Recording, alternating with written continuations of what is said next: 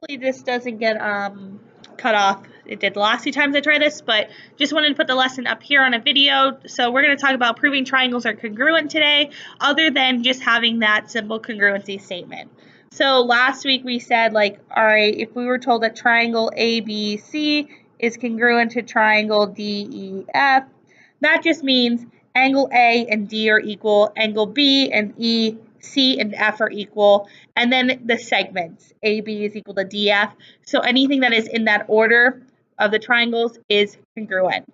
So other than just having that congruency statement, you can say that two triangles are congruent by side, side, side, where all sides of the triangle are congruent. So in this triangle, all sides are equal. Next one is side angle side. So that means that you need two sides that are equal. So let's identify two sides that are equal, and the angle in between them has to also be equal. Angle side angle. So this is where you have two angles and the included sides. So if we identify two angles that are equal, the side in between them is going to be congruent. That's how you prove side angle side congruent triangles.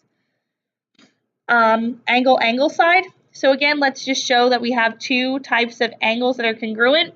Well, the angle that is not included in between them has to be congruent to have two triangles that are equal. And the lastly, hypotenuse leg.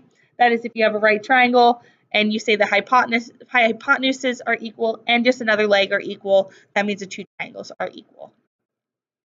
So this is a little cheat sheet that just says reasons why sides are congruent. So they could be given, that's the easiest. Definition of midpoint. So if you have something in your proof that says D is a midpoint, a BE, then you can say, well, there's a midpoint. And the reflexive property. So we didn't really talk about this a lot, but we're going to see in the next couple of videos that if the triangles share a side, you can say that, well, yeah, they share a side, so they're equal. That's a reflexive property. Angles, given, vertical, interior, alternate interior, alternate exterior, corresponding, definition, angle bisector. So these angles here are because of parallel lines, and this is because of an angle bisector.